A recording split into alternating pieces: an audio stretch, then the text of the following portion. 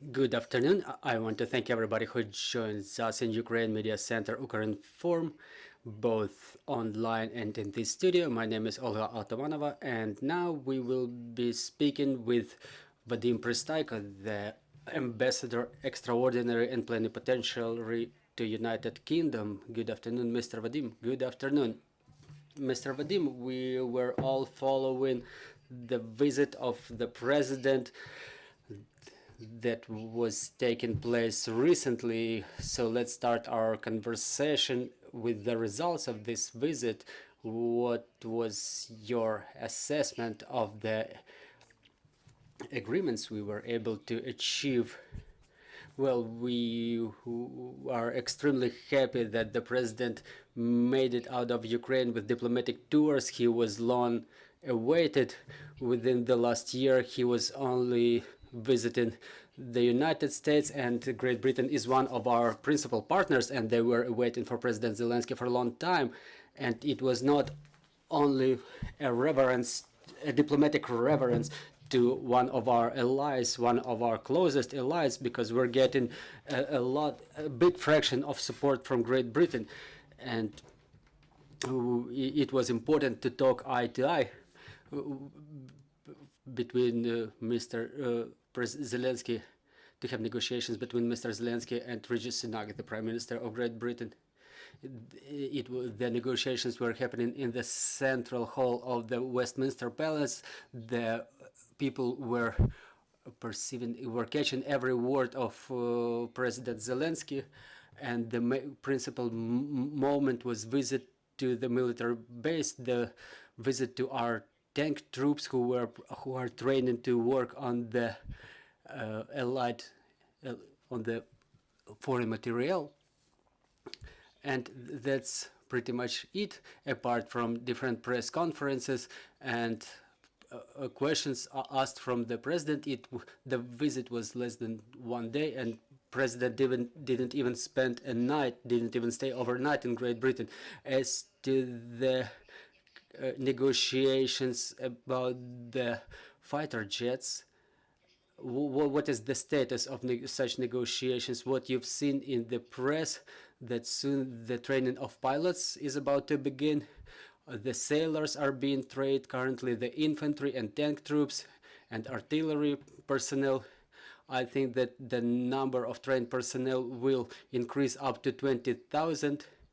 Well, it's currently 20,000. Last year there were 10,000 are military trained by Great Britain. So you may only think how many people pass through those training camps in Great Britain.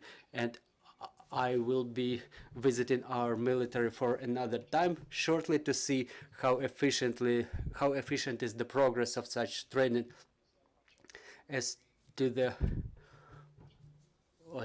missiles of high distance damage, we were able to continue the negotiations in this area.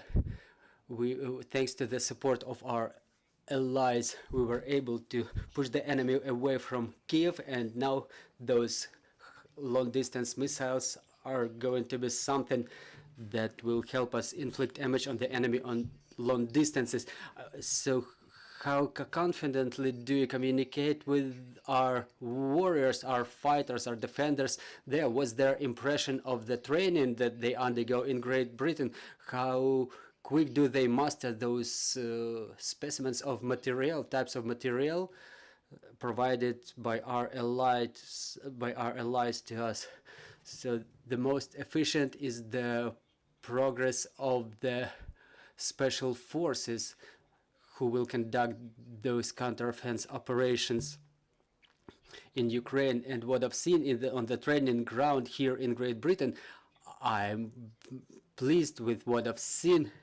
You know that Britain invited instructors from different countries, like first of all Canada, and such countries as New Zealand and Australia, Denmark, Holland, Baltic countries. They all sent instructors to train our personnel, and every country transfers some very special knowledge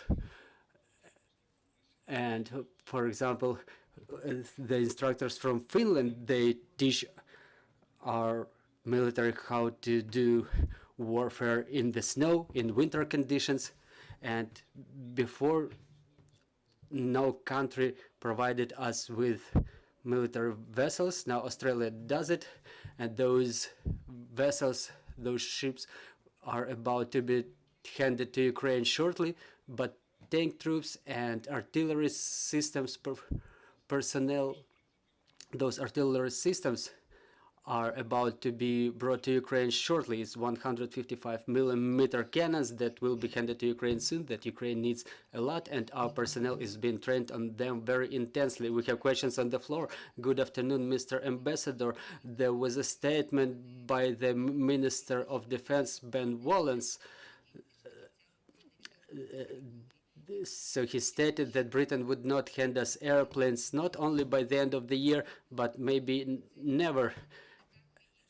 So now that you're saying that our pilots are being trained in Great Britain, how should we perceive this signal by this Minister of Defense, Ben Wallace, is if those aircraft are about to be given to Ukraine maybe someday? And recently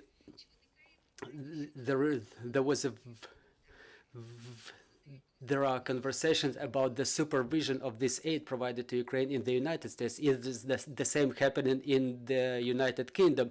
Well, really, currently Germany is the second country in by the scale of support and aid provided to Ukraine.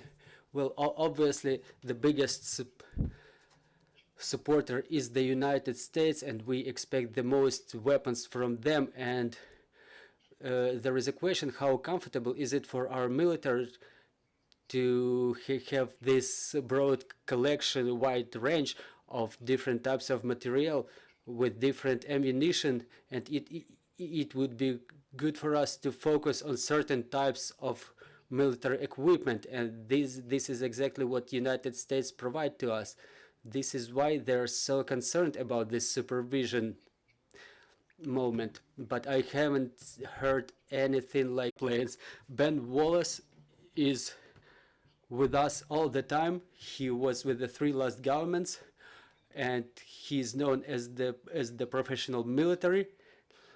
And unlike other politicians in Great Britain who may not be competent enough, who keep working in their spheres without proper competence, and as a professional military, he understands that we shouldn't give Russia this opportunity to strike a wedge between us.